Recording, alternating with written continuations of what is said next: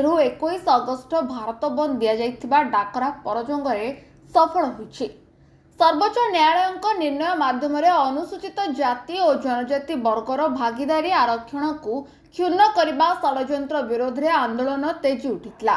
गत 1 तारिख में सुप्रीमकोर्ट एक मामलार विचार करी राय देथिले जे अनुसूचित जाति और जनजाति संरक्षण स्वच्छल वर्गों को आधार करी संरक्षण व्यवस्था करने निष्पत्ति नेइथिबारु एहा द्वारा अनुसूचित जाति और जनजाति मध्य विभेद सृष्टि करिबो, जहा फल एहा द्वारा अनुसूचित जाति और जनजाति मध्य विभेद सृष्टि करबा पई एहा एक षड्यंत्र करा जायछि, जहाँकि निज निज मध्य रहितिबा संपर्क विच्छिन्न न हेबा पई भारत बंद डाकरा दिया जायतिला।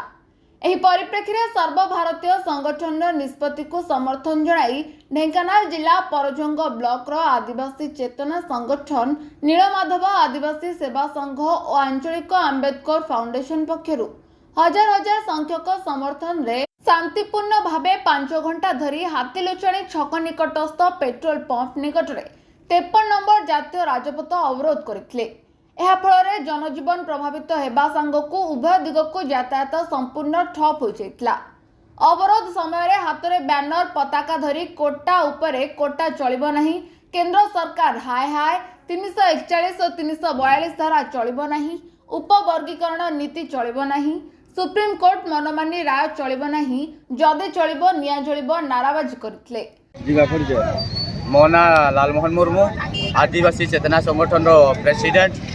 आज यही रास्ता अवरोध करने अर्थ जो गत 1 तारिख रे सुप्रीम कोर्ट आम SC ST रिजर्वेशन विरुद्ध रे राय देइछंती, ताकू प्रतिवाद जणैबा पई आज सारा भारत रे प्रतिवाद करा जाउछि। एही जो सुप्रीम कोर्ट से राय देइछंती आम आदिवासी एवं हरिजन मानक भितरे विभेद अर्थ जो उपवर्गीकरण नीति प्रचलन करुछंती ताहाकू आमे बिल्कुल बर्दाश्त करूनु। आउ से जो संविधान आधार रे जजमेंट दबा कथा ताहा मध्य से करि नाहंती, तेणु करी याकू आमे केबे बर्दाश्त करिबुनी।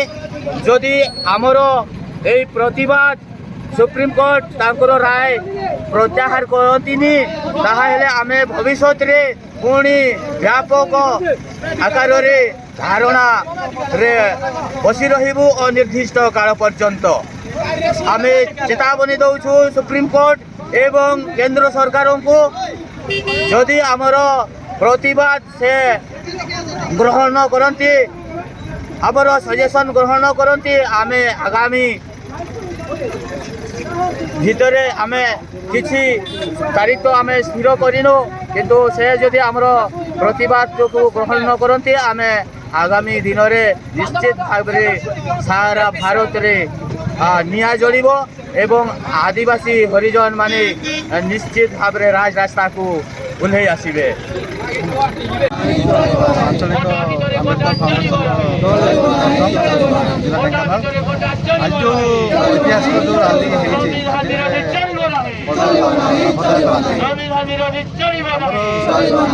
संरक्षण व्यवस्था को जो SC जनजाति जो संरक्षण व्यवस्था रही 341 और 342 जो आम भागीदार रही संरक्षण जो भागीदार रही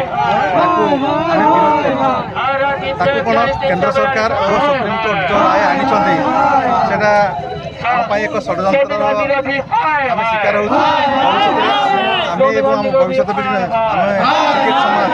सब लोप पाई केंद्र षड्यंत्र जो होती से षड्यंत्र आम घर विरोध कर सुप्रीम कोर्ट राय संरक्षण रही SC ST संरक्षण 341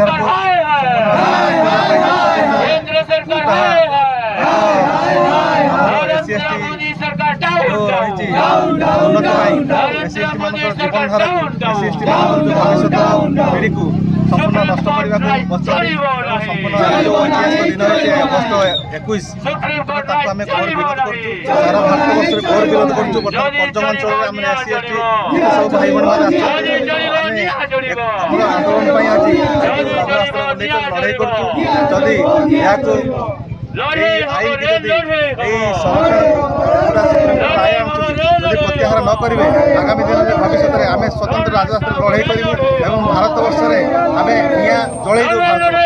ନିଶ୍ଚିତ ଭାବରେ ଆମର ଯେଉଁ SC ST ରହିଛି ଯେଉଁ ଭବିଷ୍ୟତ ପିଢ଼ି ରହିଛନ୍ତି ସେମାନଙ୍କୁ ନଷ୍ଟ କରିଦେବେ। ଆମମାନଙ୍କର ଆମମାନଙ୍କର ସଂରକ୍ଷଣ ବ୍ୟବସ୍ଥା ନଷ୍ଟ କରୁଛନ୍ତି। ବର୍ତ୍ତମାନ ଆମେ ଅନ୍ୟାଦେଶ ହେଉଛୁ ସଂରକ୍ଷଣ ହେଲେ ସୁଦ୍ଧା ଆମେ ସଂରକ୍ଷଣ ପାଇପାରୁନା। ସୁପ୍ରିମକୋର୍ଟ ତଥା କେନ୍ଦ୍ର ସରକାର ଯେଉଁ ଆଇନ ଆଣିଛନ୍ତି ଯେଉଁ ଷଡ଼ଯନ୍ତ୍ର କରୁଛନ୍ତି ଷଡ଼ଯନ୍ତ୍ରକୁ ସୁପ୍ରିମକୋର୍ଟର ରାୟକୁ ସଂରକ୍ଷଣ SC ST ସଂରକ୍ଷଣ ରାୟକୁ ଯଦି ପ୍ରତ୍ୟାହାର କରିନେବେ ତାହେଲେ ଆଗାମୀ ଦିନରେ ଭୟାବହ ପରିସ୍ଥିତି ସୃଷ୍ଟି ହେବ। ସକାଳ 8ଟା ସମୟରୁ ଅପରାହ୍ନ 1 ଘଟିକା ପର୍ଯ୍ୟନ୍ତ ଶାନ୍ତିପୂର୍ଣ୍ଣ ଭାବେ ରାଜପଥ ଅବରୋଧ କରିବା ପରେ ଆନ୍ଦୋଳନରେ ସାମିଲ ହୋଇଥିବା ସମର୍ଥକମାନେ ଶାନ୍ତିପୂର୍ଣ୍ଣ ଶୋଭାଯାତ୍ରାରେ ବାହାରି ବିଭିନ୍ନ ପ୍ରକାର ସମସ୍ୟା ଉପରେ ସ୍ଲୋଗାନ ଦେଇ ପରଜଙ୍ଗ ବଜାର ଦେଇ ତହସିଲ କାର୍ଯ୍ୟାଳୟରେ ପହଞ୍ଚି ତହସିଲଦାର ମଦନ ମୋହନ ଜେନାଙ୍କ ଜରିଆରେ ଦେଶର ପ୍ରଧାନମନ୍ତ୍ରୀଙ୍କ ଉଦ୍ଦେଶ୍ୟରେ ଦାବିପତ୍ର ପ୍ରଦାନ କରିଥିଲେ। ଏହାପରେ ମେଡିକାଲ ରାସ୍ତାରେ ଯାଇ ବ୍ଲକ କାର୍ଯ୍ୟାଳୟରେ ପହଞ୍ଚି ବିଡିଓ ସଞ୍ଜୟ କୁମାର ପଣ୍ଡାଙ୍କୁ ପ୍ରଧାନମନ୍ତ୍ରୀଙ୍କ ଉଦ୍ଦେଶ୍ୟରେ ଦାବିପତ୍ର ପ୍ରଦାନ କରିଥିଲେ। ପରଜଙ୍ଗ ବ୍ଲକ ପକ୍ଷରୁ ଭାରତ ବନ୍ଦ ଡାକରା ଦିଆଯାଇଥିବା ସଂଗଠନର ଆଦିବାସୀ ଚେତନା ସଂଗଠନର ଆବାହକ ଲାଲମୋହନ ମୁର୍ମୁ, ନୀଳମାଧବ ଆଦିବାସୀ ସେବା ସଂଘର ସଭାପତି ଭୀମସେନ ଖଟୁଆ ଓ ଆଞ୍ଚଳିକ ଆମ୍ବେଦକର ଫାଉଣ୍ଡେସନର ଲମ୍ବୋଦର ନାୟକ, ସଦାଶିବ ମଲ୍ଲିକ, ଗଦାଧର ପ୍ରଧାନ, ସୁନୀଲ ମଲ୍ଲିକଙ୍କ ସମେତ ହଜାର ହଜାର ସଂଖ୍ୟକ ସମର୍ଥକ ଏହି ଭାରତ ବନ୍ଦ ଆନ୍ଦୋଳନରେ ସାମିଲ ହୋଇଥିଲେ। କୌଣସି ଅପ୍ରୀତିକର ପରିସ୍ଥିତି ସୃଷ୍ଟି ନ ହେବା ପାଇଁ ସୁରକ୍ଷା ଦାୟିତ୍ୱରେ ପୋଲିସ ବାହିନୀ ମୁତୟନ ରହିଥିଲେ। ଢେଙ୍କାନାଳ ଜିଲ୍ଲା ପରଜଙ୍ଗ ବ୍ଲକରୁ ନିର୍ମଳ ଗଡ଼ନାୟକଙ୍କ report, Nao Odisha news. Latest news update पाई www.naodisha.com को लॉगिन करंतु।